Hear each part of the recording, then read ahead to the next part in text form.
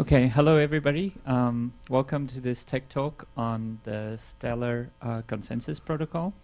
My name is Kubis Joste and I'm a Director of Engineering here at Google.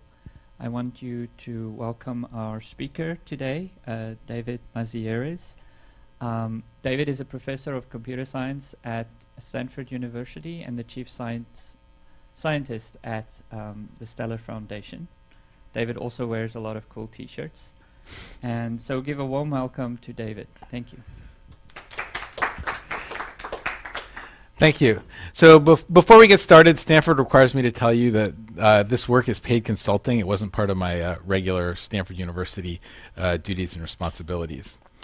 Okay, so if you think about banking, the core job of a bank is really keeping track of customer assets and liabilities, right? If you walk into a Wells Fargo branch here in California and you deposit a bunch of money, they're going to put your bills in the same drawer as everybody else's bills, and so they have to keep track of the fact that they owe you so much money and you owe them so much money, and so on. And typically the way they would do this is by replicating a ledger, right? So they've got the ledger is the most important thing the bank has, so they might keep at least 3 copies of this thing around. So even if there's a data center that experiences some big disaster, they'll still know how much money is in your account. But this begs the question: what about interbank transfers? So suppose now that somebody over here in China wants to send me $150 in California. Right. Well, now the bills aren't sitting in the same drawer. In fact, they're not even the same currency. Right. And so what happens is this Chinese bank needs, and the bank in California need to find some third bank, a correspondent bank that maybe the Chinese bank has an account with, so that they can adjust the ledger at that bank, and then that bank can do whatever it needs to do to send the money to Wells Fargo. This is all very complicated, and the net result is that it adds a lot of delay and it adds a lot of cost. And so you end up seeing headlines like this, where people end up paying sometimes huge commissions, up to like 22%, just to send money around between countries. And a lot of the fees that are paid to send money around are actually shouldered by the poorest people. So it kind of brings this kind of ironic comment that it turns out it's expensive to be poor, right? Because these poor people are paying more in banking fees. That's not all bad news, of course. If you're if you're Western Union, you managed to make $5.6 billion, moving just $85 billion around in 2014. But of course, those fees are coming out of the pockets of the people who can least afford it.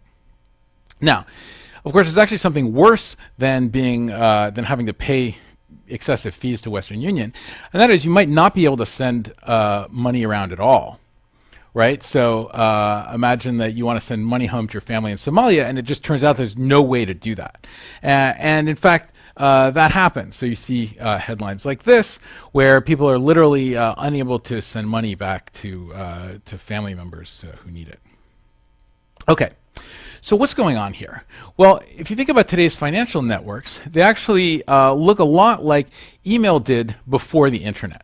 So before we had internet mail, we had things like UUCP and BitNet, and people used to send email addresses used to look like this. There were these things called bang paths, where you had host 1, bang host 2, bang host 3, bang user.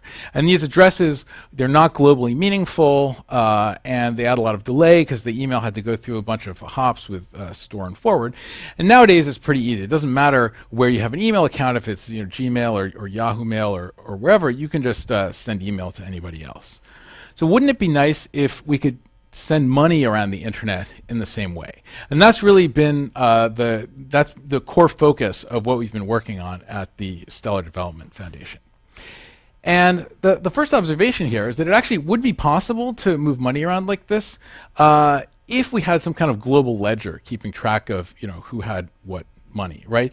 Because now, instead of having to find some correspondent bank in order to send the money from China to California, we could just, the two banks could just make the adjustment in the global ledger that $150 had moved here, and then the money could just pop out in my account here. It'd be much easier. The problem, of course, is if you're going to have this kind of global ledger, there's no single party that would be trusted enough to manage this ledger that keeps track of, how much money all of the banks have in this international financial network. And even kind of trying to split the cost, split the trust across some kind of consortium is problematic because, who gets more seats, the US or China? Because, China has a bigger population. And if like Cuba has a seat at the table, can US banks participate? You can imagine all these thorny questions that would come up. So this is problematic. On the other hand, we do have this existence proof of a global decentralized system that works really well without any kind of centralized control, and that is interdomain routing on the internet, right? The internet is this giant global network, works pretty well, but it's built out of these pairwise peering and transit relationships between pairs of ISPs. So what I'm going to talk about today is how we can use the same kind of pairwise trust to achieve this secure global consensus. And once we have this kind of internet level consensus, we'll use that to realize the global ledger. Okay, now why consensus? Well, it turns out consensus is the key to replication. The most common way to build a replicated system is to use what's called the replicated state machine approach, where every replica starts in the same initial state, and then you agree on the exact sequence of operations that you're going to apply, and therefore all the replicas maintain the same state, right? And the second one, right, making sure that all the replicas agree on the exact sequence of operations turns out to be the hard problem, right? So in this case, maybe we want to agree that operation 7 here is this transfer of $150 into my account in California. And so essentially, the whole talk is going to be concentrated on this question of how does the whole world agree that, yes, this $150 transfer actually happened and was part of operation 7. Okay, so here's kind of an outline of what I'll talk. First, I'm going to give some background and cover Byzantine agreement, but I'm going to kind of present it, there's a novel twist, I'm going to present it through this new lens, which is viewing everything in terms of voting on what I'll call irrefutable and neutralizable statements, and we'll see what that means. And then I'll discuss Federated Byzantine agreement, which is a generalization of Byzantine agreement to a model that could actually accommodate this kind of internet level consensus. Then I'll talk about failure resistance and how well we can do in terms of tolerating failures. And then I'll present my construction, which is the Stellar Consensus Protocol. Okay, so let's get into the consensus problem. The goal of the consensus problem is for multiple replicas to agree on an output value. And so you have a bunch of agents in the system, each of which is storing a replica. Each agent starts with an input value, and the input value would typically be the candidate for the nth operation in some replicated state machine log. And then the agents are going to exchange a bunch of messages and use those messages to agree on one of their inputs. And then they're going to output the value. In this case, V2's input was 9. Maybe the 3 agents pick 9, and so then they output 9. And the important point here is that the output is right once. Once you output the value 9, it could cause, ATM machines to spit out $20 bills or something. Irreversible actions may happen, so you can never change your mind. You better be sure everybody agrees on the value before you output it. Okay, so there's some properties you might want of your consensus protocol. So one is that you'd like all the outputs produced to have the same value, right? Otherwise, that's not much of a consensus protocol. So that's called agreement. You'd also like the output value to actually equal one of the agent's input values, right? Otherwise, there's a trivial solution. Everybody just outputs 0, and it's not a very interesting protocol. So together, this agreement and validity, which is what you call when the output actually equals one of the inputs, I'll call those safety, right? Those two properties constitute safety. You might also want your protocol to guarantee that eventually all the non-faulty nodes will actually output a value. So that's called liveness. And finally, you might want your consensus protocol to provide fault tolerance, meaning that you can recover from the failure of an agent at any point in the execution of a protocol. And when it comes to fault tolerance, we actually care about 2 different kinds of fault tolerance. In a fail-stop model, you assume that agents fail by crashing and then they just never send any more messages. And in the Byzantine fault-tolerant model, you assume that agents can fail by behaving arbitrarily. So you can kind of imagine an attacker takes over an agent and sends kind of the worst possible messages with the goal of trying to mess everybody up. Now, there's this seminal result in distributed system due to Fisher, Lynch, and Patterson called the FLP impossibility result, which states that no deterministic consensus protocol can guarantee all 3 of safety, liveness, and fault tolerance in an asynchronous system. So that's kind of a bummer since that's what we wanted. But let's try to build up an intuition for why this is. So if you remember a couple of slides ago, we had these three agents, and they chose v2's input, which was 9, and they output the value 9, right? Now suppose we turn back the clock and we restart this protocol, but right as these agents start to execute, there's some kind of transient network outage, and v2 is cut off from the rest of the network. So v1 and v3 can talk, but not v2. So at this point, in an asynchronous system, v1 and v3 may start to think like, oh, looks like v2 may have failed, right? And so if the protocol is fault tolerant, then v1 and v3 need to be able to complete the protocol and terminate without talking to v2. And since they don't know what v2's input is, they're going to have to pick another input, so either 3 or 7. Let's say that in this case they pick 7, and then the output's 7. Right? And at some point, of course, the network may come back up, and then v2 can talk to the other nodes, and if the protocol is safe and provides agreement, then v2 also better output 7 so that it can match what the other nodes output. So what you can see here is that the output value chosen by the nodes actually depended on the network behavior. Depending on whose messages got delivered first, they could pick the value 9 or they could pick the value 7. So when a consensus protocol is in this kind of state where the network can affect which of several values can be output, we'll say that the protocol is in a bivalent state, right? You would maybe think multivalent, but I'm using bivalent to be consistent with the literature here. Okay, so conversely, you could reach a point where there's only one output value possible, right? The fate of the system has been sealed. 7 is the only possible output value. And in that case, we'll say that the system is univalent. Or if the only output value is 7, we'll say the system is 7-valent, say. In addition, you kind of hope this won't happen, but if you don't have a very good consensus protocol, you could also end up in a situation where you get stuck and there are one or more faulty nodes that can never output a value, no matter what even if the network decides to start cooperating. So in that case, we'll say that the protocol is stuck. So if you remember from a few slides ago, we said the output is right once, right? You can never change your mind.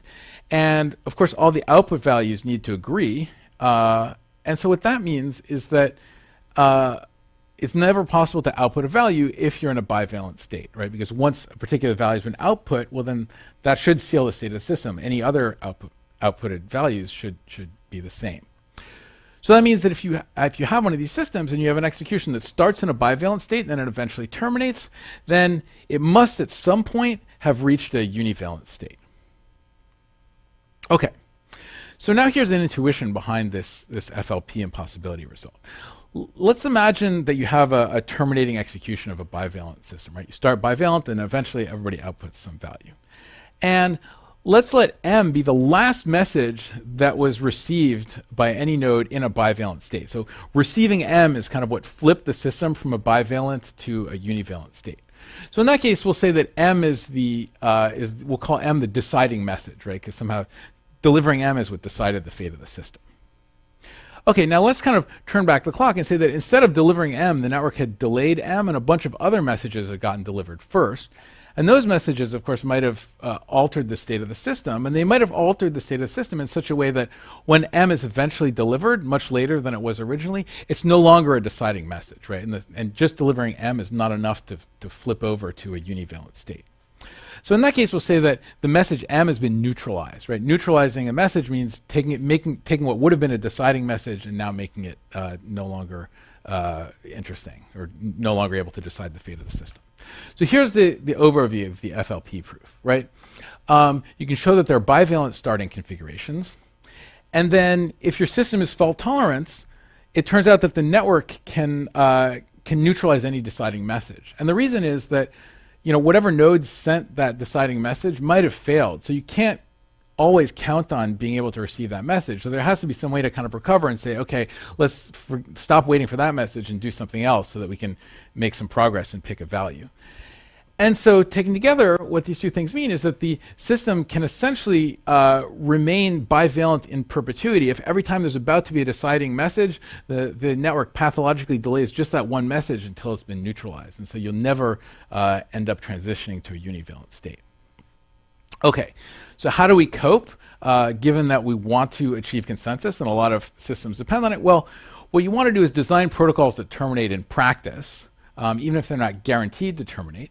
And the most important property that you need to achieve for this is that you have to avoid stuck states, right? You want to make sure that whatever weird stuff is happening on the network, if eventually you fix the network and things start behaving in a more friendly way, that you can recover and everybody can agree on a value and output that value. Okay. Good. So now let's look at a straw man attempt to implement consensus, right? So let's say that you have a system with n nodes, and for now, to keep things simple, we'll assume fail-stop behavior. So they might crash, but they won't act arbitrarily.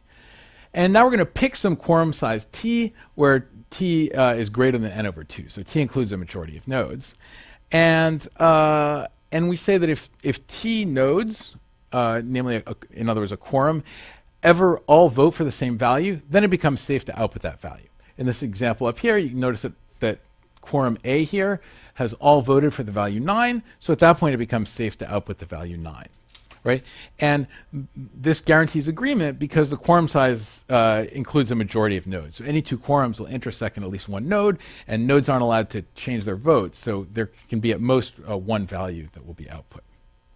Now, what's the problem? Well, the reason this isn't a very good consensus protocol is because you can have stuck states, right? So in particular, imagine that one of these nodes that was voting 9 actually failed. Now you no longer have t nodes voting for the value 9. Some people might have heard all t votes, but some people might not have heard the vote of this node that failed because it won't be around to retransmit its vote. And so there will be nodes that cannot actually output a value.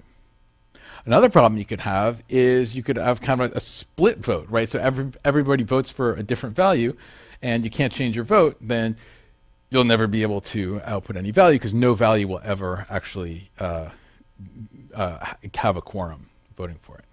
Make sense? Okay, so this is what voting actually gives us, right? With this, if we try to use voting as a consensus protocol, we'll find that we start in some bivalent state, and then if we get enough votes, we might end up in an avalent state for some value a that we're voting for, or we can end up in some a bar valent state where a bar will let that stand for any value that's not equal to a and contradicts a. But if enough people vote, then maybe the whole system would end up agreeing on a. Otherwise, you can end up in this stuck state over on the right. So voting might give us what we wanted, but it might put us in this stuck state that we can never recover from. So what this means is you can never directly vote on the actual consensus question you care about, right? Never take an up or down vote on, is operation 7 a credit of $150 to this bank in California to my account, right? You can't vote on that because if that gets stuck, you'll never be able to figure out how much money is in my account, right? There'll be no more well-defined notion of that. So what kind of statements is it safe to vote on? Well, first of all, it would be okay to vote on a statement if that statement never gets stuck, because that means you could eventually reach agreement. And second of all, it's okay to vote on a statement if you can somehow break the hold that that statement has on the actual consensus question that we care about, right? So if a statement gets stuck, but that doesn't prevent me from figuring out how much money is in my account, well, then that's okay. So let's look at this in a bit more detail, right? So first observation is that the reason that you end up in these stuck states is that nodes aren't allowed to change their vote, right? If everybody votes for a different value and they can't change their vote, then they can't turn around and all vote for the same value, or at least have a quorum vote for the same value. But suppose you have a statement where for some reason you can reason about the fact that no correct node would ever vote against it or vote for anything that contradicts that statement. Well, then you won't get stuck. And so I'm going to call that kind of statement an irrefutable statement, right? So irrefutable statements are fine to vote on because, nobody is prevented from voting on it by past votes. So eventually, as long as there's a quorum, that quorum can vote for the irrefutable statement. The second kind of statements are statements whose hold on the consensus question can actually be broken.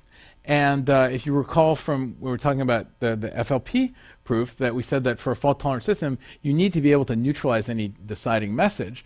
And so we'll say that a statement is neutralizable if you can kind of transition the system to a state where you no longer care about the value of that that statement. And so it turns out that most of the kind of trickiness involved in designing a consensus protocol is in the question of how do you formulate statements that are useful towards consensus but can also be neutralized if you need to.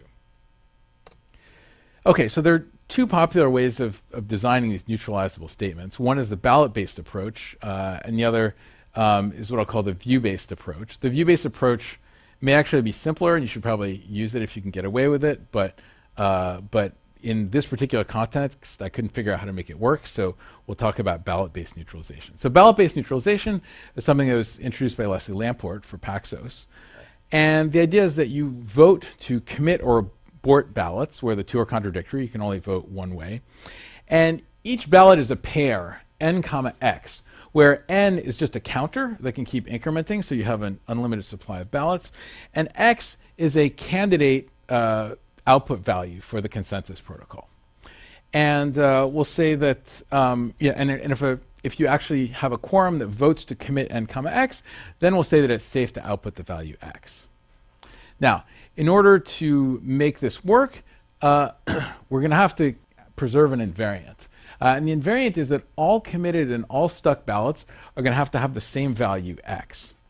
So how are we going to preserve this invariant? Well, the way we preserve this invariant is saying you can't just vote to commit a ballot arbitrarily. Before you vote to commit a ballot, you have to prepare that ballot.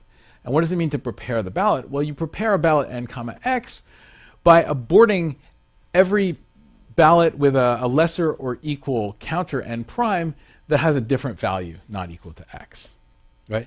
And because of the way it's been designed, even if some ballot n comma x gets stuck, there's nothing that prevents you from preparing n plus 1 comma x. So that means you can kind of neutralize a stuck ballot and move on to the next ballot. So let's maybe illustrate this with an example. So here, let's say we have 8 candidate values, A through H, and initially all the ballots in the system are bivalent.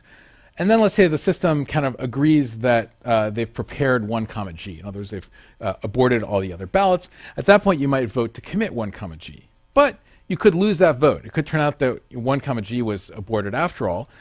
And so then you'll move on to ballot round 2, and now maybe you try to prepare 2 comma F, right? So let's say you manage to prepare 2 comma F, and now you vote to commit it.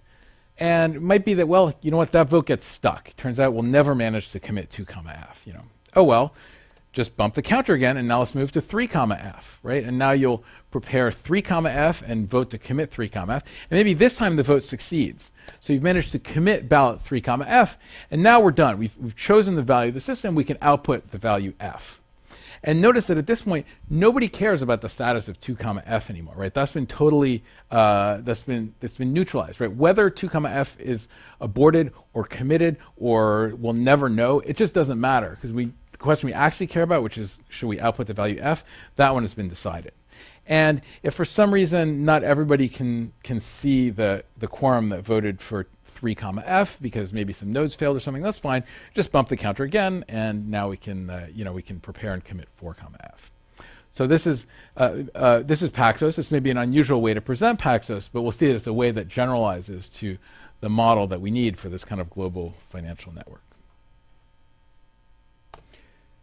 Okay. So far we've been in the fail-stop case. We've been imagining that the nodes that fail, they just kind of crash and they never output another message.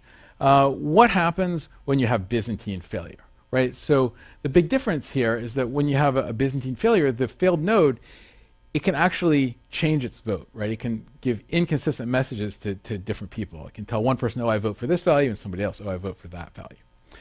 So in the fail-stop case, in order to guarantee safety, and in particular in order to guarantee agreement, we needed this guarantee that any 2 quorums shared a node. And we said, well, that node won't change its vote, so therefore any 2 quorums that vote for a value will vote for the same value. Now we need to kind of strengthen that assumption, and we need to say that any 2 quorums need to share a non-faulty node, right? Because a faulty node can just lie and give contradictory votes. So if you have n nodes and your quorum size is t, then the minimum overlap between any 2 quorums is going to be 2t minus n. So what that means, if you want an honest node in there, then the greatest number of Byzantine failures that you can tolerate is going to be 2t minus n minus 1. And I'm going to call that value f sub s because that's the failure tolerance with respect to safety, basically. Now, what about liveness? Well, for liveness, if you actually want to make progress, you actually need there to be a quorum, right? And so if you have n nodes and a quorum size of t, that means you can tolerate up to n minus t failures and still have a quorum left over with which to make progress. So I'll call that value f sub l because it's the failure tolerance for liveness, right? And there exist long-standing solutions to the Byzantine agreement protocol in this problem, in this model. And typically what people do is they set the number of nodes n to be 3f plus 1 for some integer f, and the quorum size t to be 2f plus 1. And the reason they do that is that it gives you the kind of equilibrium point where fs equals fl, which equals f. In other words, this kind of failure tolerance for both safety and liveness are the same. But for the purposes of this talk, it's going to be important to keep those numbers different. So I'll just keep referring to them as fs and fl so you know which one I mean when I talk about this. Okay, so here again is the picture of what we get from a vote. And so a question that we kind of need to answer at this point is, how do we know when we're done, right? So if you're in the system and you see t votes for some value a, then you know the system's at least a-valent, right? You know the system's not going to agree on some different value. But you don't know that all the non-faulty nodes will eventually agree on this value a, or even know that the system reached an a-valent state. So what do we do about this? Well, if you remember from the previous slide, we said that f sub s was the greatest number of nodes we could survive failing and still be able to guarantee safety. So that means if fs plus 1 nodes actually fail, you've lost all safety guarantees, right? Because now the intersection of two quorums could be like entirely malicious. So suppose you have fs plus 1 nodes that all say the same thing. They all say, like, we saw a quorum vote for the value a. Well, at this point, you can kind of say, well, either they're all lying to me, in which case they're all malicious, so I've lost all safety anyway, or one of them is telling the truth, so I might as well assume that a quorum is voted for A without actually losing safety.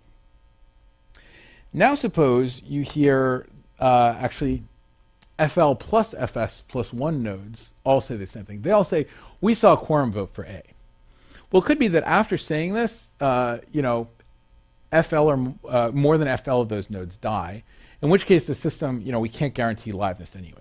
But if FL or fewer of these nodes have failed, then that means that there will continue to be FS plus 1 of them around, and those FS plus 1, if they're not faulty, they'll continue to repeat the fact that they saw a quorum vote for A, and so that'll convince everybody that a quorum voted for A. So at that point, all the non-faulty nodes will come to accept the fact that the system reached an A-valent state, and so they'll know that none of them have gotten stuck, and so at that point, we can say that the system has actually agreed on this statement A. Okay? All right. So this is all good, but so far we've been in this kind of T of n system where you had to know what the n nodes were to begin with.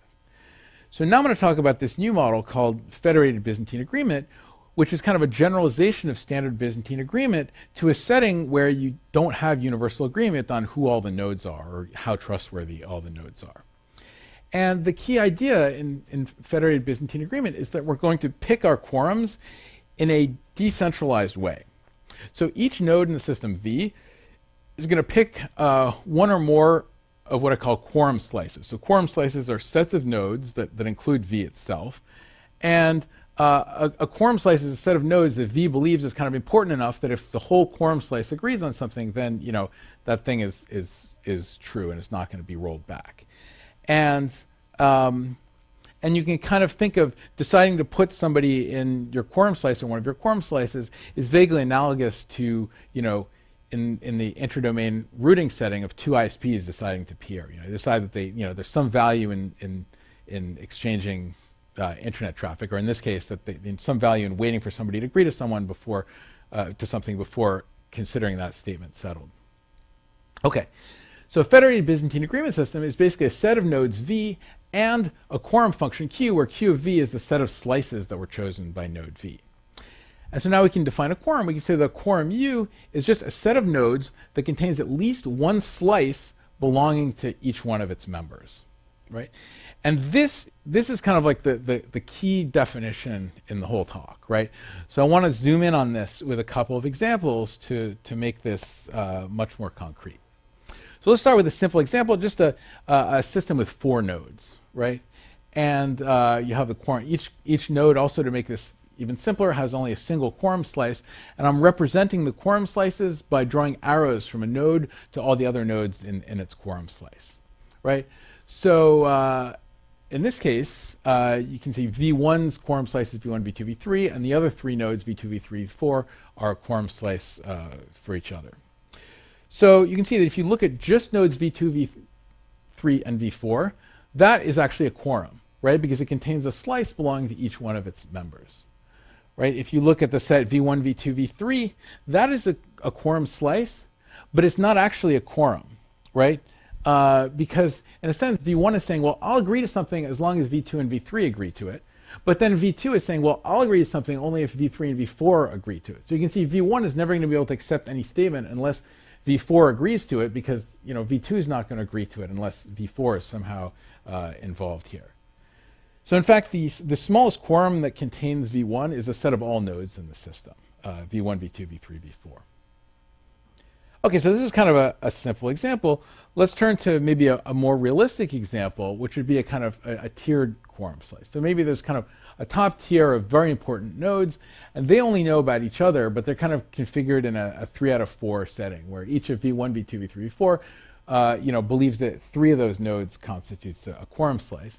And then you have maybe a middle tier that depends not on each other, but on the top tier, right? So V5 here is saying, well, I'll consider a quorum slice, myself plus 2 of the top tier nodes. Then maybe you have a leaf tier that also depends on the middle tier. So this is a lot like the internet, right? Where we have tier 1 ISPs, but the nice thing about the internet is nobody had to kind of magically designate these tier 1 ISPs. The tier 1 status kind of arose out of market forces, and you don't even need universal agreement over who's a tier 1 ISP. Occasionally you have, is Cogent a tier 1 ISP or not? And level 3 in Cogent will play chicken or something, and then eventually market forces prevail, and they have to reach some kind of agreement. So in this case, let's say that the market decides that these are the top 4 banks in the U.S. These are really like the top tier financial institutions. So nothing happens unless 2 out of these or 3 out of these 4 banks agrees to it. But the nice thing is you don't need to have unanimous agreement on that. So let's say V7 and V8 are extremely paranoid, and they say, like, you know what, I realize I can't get through life without interacting with these big banks, but I don't trust them at all. I think they're going to try to rip me off the minute they have the opportunity to do so. Well, no problem. You could have some other people come along. Like, let's say we have a couple of nonprofits here, Stellar, the EFF, or the ACLU. They can also participate in this consensus protocol. And maybe V7 and V8 say, like, not only am I going to wait for 2 of the big banks, I also want one of these nonprofits to sign off on a transaction before I consider it settled. And the nonprofits are going to, depend on 2 out of 3 of each other, in addition to depending on the main banks. So now let's look at an example. Suppose Citibank decides to pay $1 billion to V7, and V7 hands over $1 billion worth of goods, right? So why would V7 do this? Well, V7 would do this because it hears 2 out of the 4 main banks doing this, and also because it hears one of the nonprofits, like let's say Stellar. But Stellar's not going to agree to something unless one of the other ones does. So let's say the EFF had to sign off on this too. So basically, if you look at the nodes with green check marks, that constitutes a quorum, and those nodes can kind of agree that this transaction happened and permanently place it in the log. Okay, so now let's say that V7's paranoia was actually justified. So these big 3 banks collude, they're evil, and they try to reverse this $1 billion transaction after they've walked away with $1 billion worth of goods. And now what they want to do is they want to go to V8 and give V8 $1 billion and also walk away with $1 billion worth of V8's goods. But what's going to happen here? If V8 is going to say, okay, I need 2 out of the big banks to agree, that's okay, because these evil banks, they'll agree to anything, right? But then he also needs one of the nonprofits. So V8's going to, well, Stellar and the EFF aren't going to agree to this because they agreed to a contradictory, to a different transaction, which the $1 billion went somewhere else. So that leaves the ACLU. So V8 goes to the ACLU, but the ACLU says, well, my quorum slice also has to include one of Stellar or the EFF. And since those people, since those organizations won't agree to this, the ACLU won't agree to that. And so V8 is never going to accept this $1 billion and is never going to turn over $1 billion worth of goods. Okay. So that's the model. And now the question is, how secure can we make this? Right? So the first big difference between Federated Byzantine agreement and the standard centralized Byzantine agreement is that in the federated model, failure becomes a per node thing, right? In the centralized case, either the whole system fails or at least all the non-faulty nodes agree. Now, you can have some nodes failing and others not, right? And so in particular, you kind of divide the nodes into the ill-behaved nodes and the well-behaved nodes. The ill-behaved nodes are going to deviate from the protocol, do all kinds of nasty things. They've obviously failed, but they who cares, because they're not implementing the protocol. The well-behaved nodes, unfortunately, some of them might fail too if there are too many ill-behaved nodes. And two things could happen. What would be bad is if well-behaved nodes stop being able to make progress because they can no longer, assemble a quorum, or they can no longer agree to new transactions. That's like all your ATM machines shut down, right? What's worse is if all the well-behaved nodes somehow get driven into divergent states. So that's now like each of your ATM machines pays out the entire value of somebody's account, so you've lost many times the value of the deposits that you had were storing for someone. And obviously, if a well-behaved node is not in either of these two cases, then we'll say that it's correct. Okay, so let's say that we want to guarantee safety. Well, what's a necessary property for guaranteeing safety? Suppose your system is configured such that you have two quorums that are entirely disjoint, right? Well, at that point, obviously, the guys on the left can vote for something, the guys on the right can vote for something completely different. In fact, both sides of the diagram can make progress without even exchanging any messages across the two halves of the diagram. So, so clearly, there's no way to guarantee safety here. So, like traditional consensus, in order to guarantee safety, we need what's called quorum intersection, right? Where quorum intersection means that any two quorums are actually going to share at least one node. So in this case, you say, okay, well, let's fix this. Let's throw in some new node V7, and let's make everybody depend on V7, and great. Now all our quorums intersect at V7. But what happens if V7 fails, right? What happens if, all your quorums intersect at, and the intersection of two quorums consists entirely of malicious nodes? Well, remember, these Byzantine malicious nodes, they can give inconsistent messages to different people. So V7, it can say one thing to the nodes on the left, something else to the nodes on the right, and again, it can drive the system into divergent states. So, in fact, the property that's necessary for safety in the presence of Byzantine failures is that we need quorum intersection despite the behavior of any ill-behaved nodes. What that means is that we have to basically delete all the ill-behaved nodes from the system and from everybody's quorum slices, and we want to make sure that after we've deleted all those bad nodes, that we still have quorum intersection. But in this example, if we delete V7, you can see it just reverts to the diagram on the previous page, and obviously there's no way to guarantee safety. Okay, so what about liveness? So suppose you have some 3 out of 4 system, and 2 out of the 4 nodes fail, right? So in this case, V1, it includes two quorum slices. It has V1, V2, V3, actually 3 slices, V1, V2, V3, V1, V3, V4, V1, V2, V4. Every single one of its quorum slices actually contains a failed node, right? So, so if there's a set of nodes that intersects every single one of some nodes V's slices, we'll call that a V blocking set. So in this case, we can say the set of failed nodes is V1 blocking because it denies V1 the ability to have a quorum slice of non-faulty nodes. So you can see that failed nodes can't be V blocking for any correct node V, because if they were, then V could never make progress, right? Because the failed nodes could just crash and never output a message, and V would never be able to hear unanimously from one of its quorums, because each of its quorums would include one of its quorum slices, and that quorum slice would include a failed node. So, and it turns out saying that, the failed nodes aren't V-blocking for any correct node, that's equivalent to saying that the correct nodes have to form a quorum. So the necessary property for liveness in the system is that the correct nodes actually have to form a quorum. Okay, so to kind of summarize, let's say you have a set U of well-behaved nodes in a federated Byzantine agreement system, and let's say that U bar are the nodes that are not in U, and we don't know. Those nodes might actually be ill-behaved. We can't assume otherwise. So in order to guarantee safety for U, we need to know that U enjoys quorum intersection despite U bar, right? That even if you delete U bar from everybody's slices, you'll still have quorum intersection. And if you want to guarantee both safety and liveness, then you need not only quorum intersection despite U bar, but you also need U itself to be a quorum, meaning U bar is not V blocking for any of the nodes in U.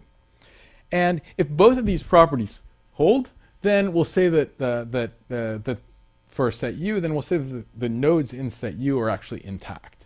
And in fact, you can show that if your system has quorum intersection, then there's actually one maximal set of intact nodes U. So that's kind of convenient because it means we can just talk about the intact nodes in the system. Okay, so now the question is, can we actually achieve this kind of optimal failure resistance in a federated Byzantine agreement system? So what I'll talk about now is the protocol that's at the core of the Stellar system that actually satisfies this optimal failure resilience. Okay, so the Stellar consensus protocol, it's obviously the first general FBA protocol, and it guarantees safety for well-behaved nodes that enjoy quorum intersection despite the ill-behaved nodes.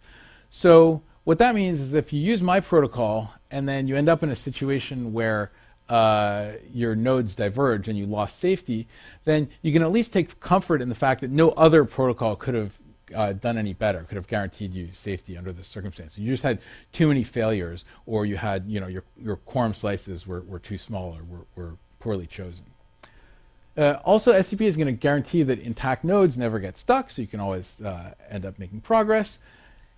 And the core idea in the protocol is this technique, federated voting. So the idea is that nodes are going to exchange vote messages, but piggybacked on the votes are going to be a specification of every node's quorum slices. So that as you're assembling votes, you learn people's quorum slices, and out of that you can dynamically discover quorums and decide, when a quorum has actually voted for something.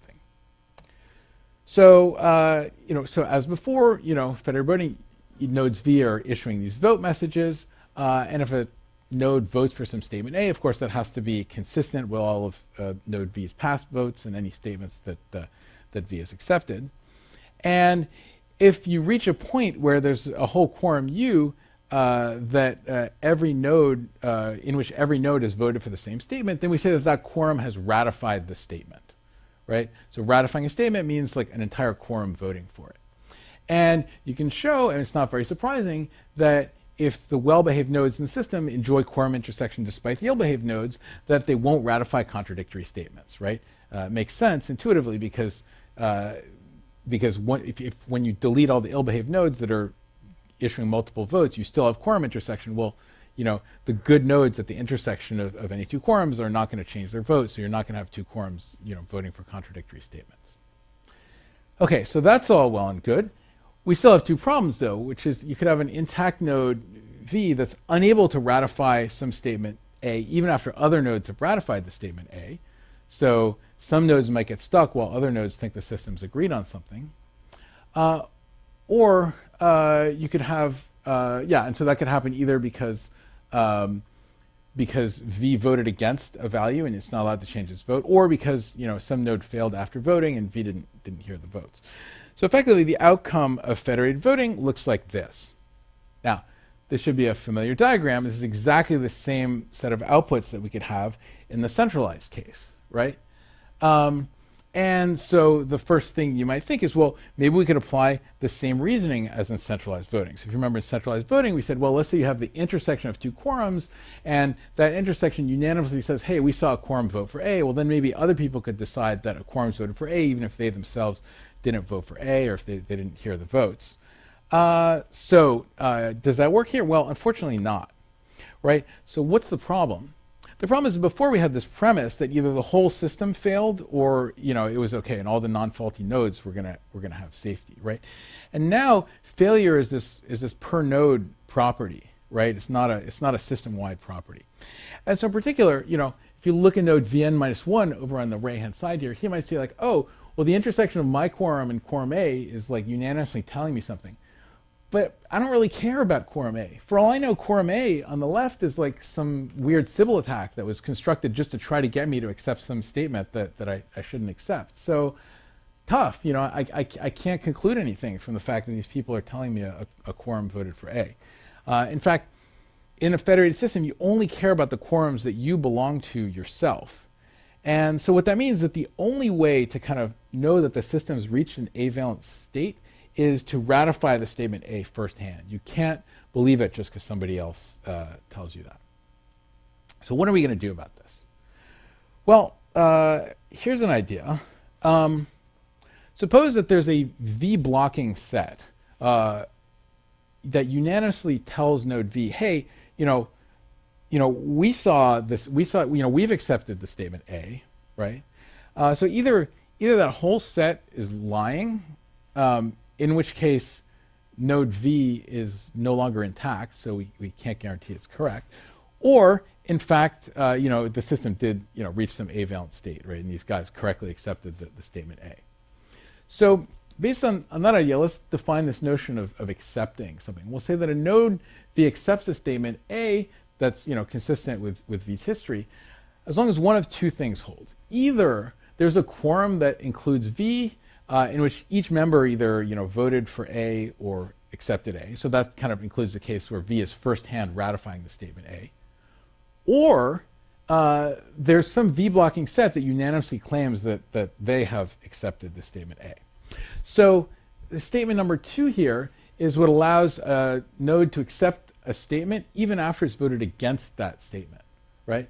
And in fact, you can show in the white paper that corresponds to this talk that intact nodes will never accept contradictory statements, right?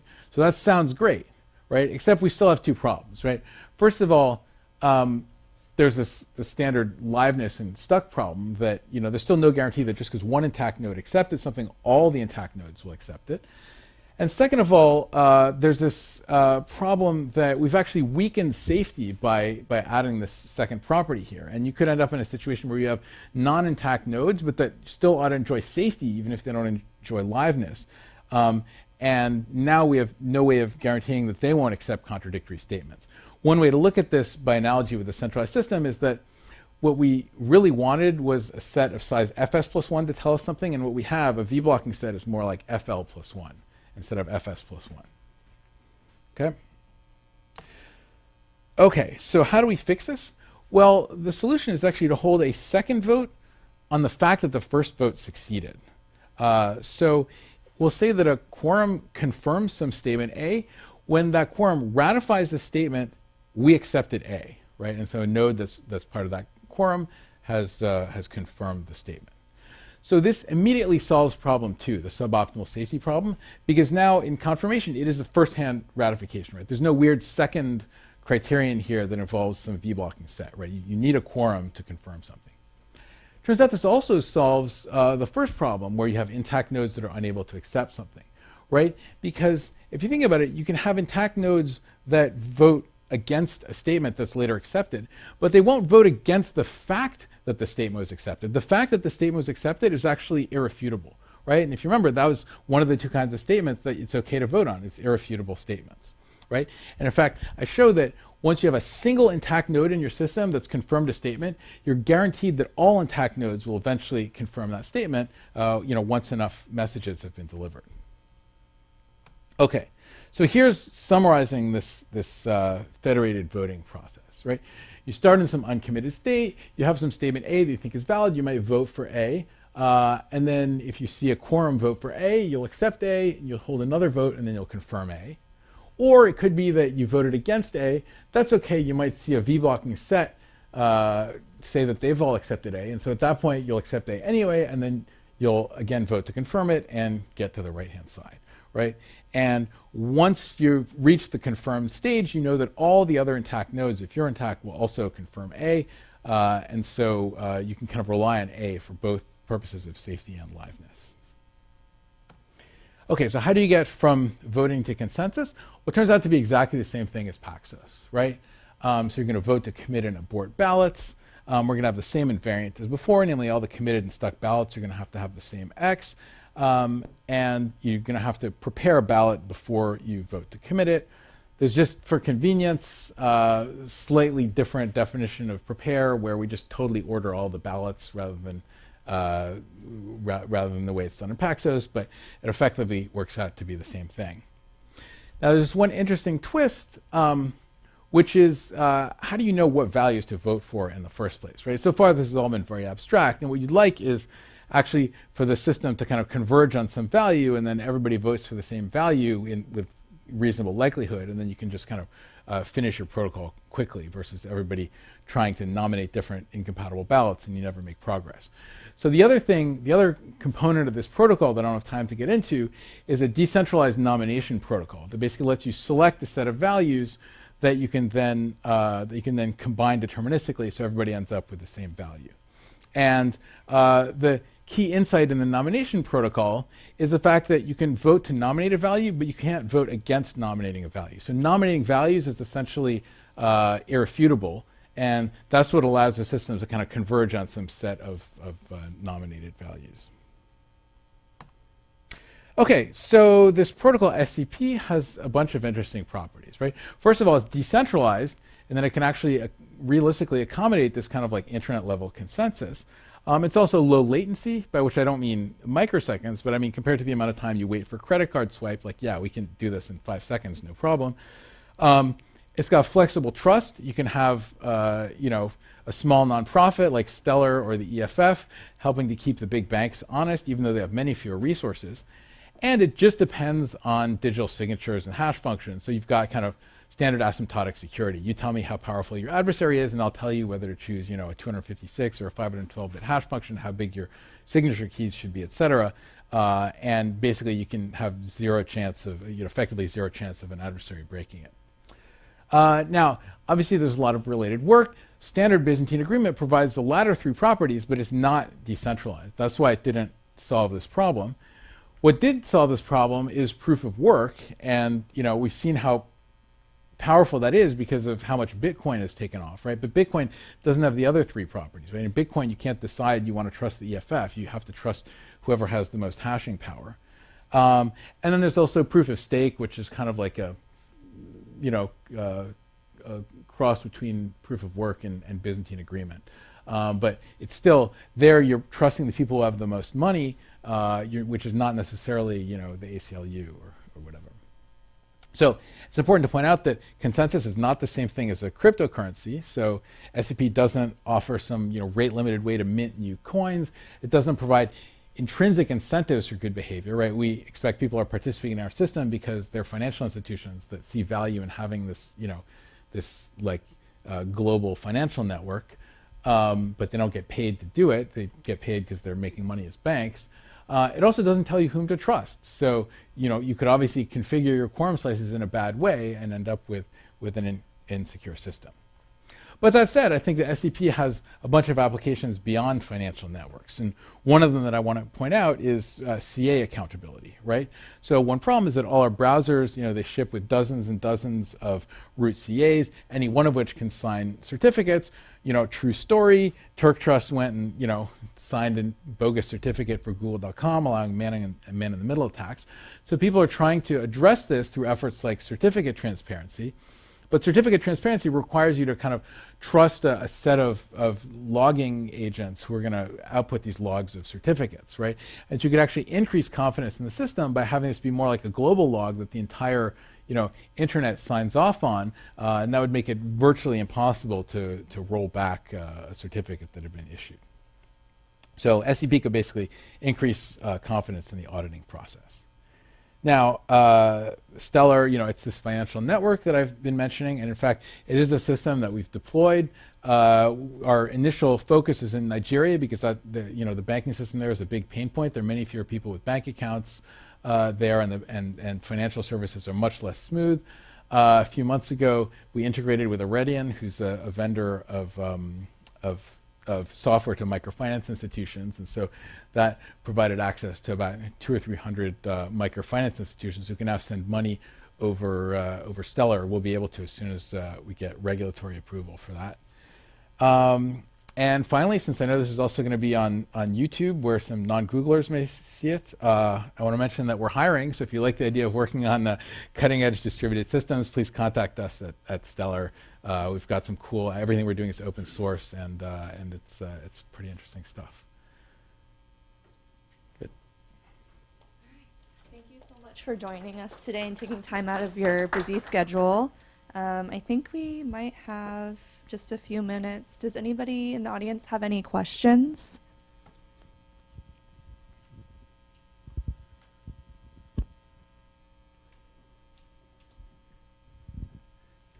Do I understand correctly that the slices are immutable, and if not, how do they get reconfigured? So that's a good question. So in traditional Byzantine agreement systems, it turns out that reconfiguration is a big pain, and sometimes you have to like feed it back through the system itself. It turns out that that's the one area that we get that for free. So you can kind of unilaterally change your quorum slice whenever you want. Now it's better if you do it sort of from one log entry to the next. In other words, if you're in the middle of deciding on something, you could change it before you move to the next question that you're deciding on. But you can do it. You can do it midstream. It's just in terms of safety, it's a little bit weaker because you kind of have to treat it like the union of all the configurations that you had.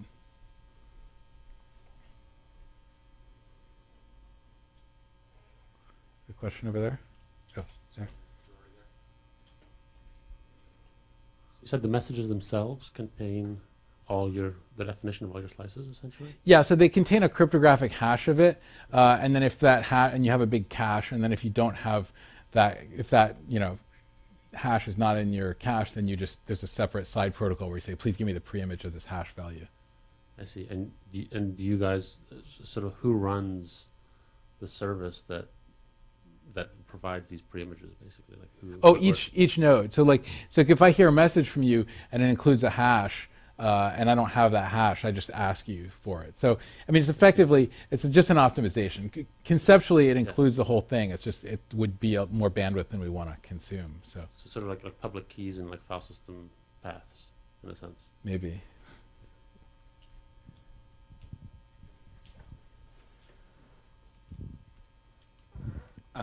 Thanks. This is a bit open-ended, but if you've given this talk to a group of graph theorists, I was curious if you've run across some good analogies or other ways of describing this as a graph theoretic problems about creating cliques or colorings or paths between subsets. Certainly, following along your explanation, has been very helpful. No, I haven't, and it would be interesting. I mean, one thing is we have like the Stellar Core daemon. There's like a command line switch that lets you kind of like look at the kind of the health of your quorum slices, and it can give you, and it spits out like a few examples of like failures that might undermine the system, just to kind of give you a sense. But that mode is actually, I think it's like exponential time. So like maybe there's actually some better way of doing this. So there could be interesting future work there.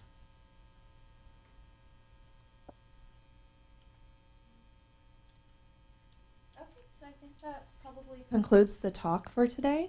As mentioned earlier, it's going to be on the YouTube channel, so feel free to check it out and share with your friends and coworkers. All right, great. Thank you.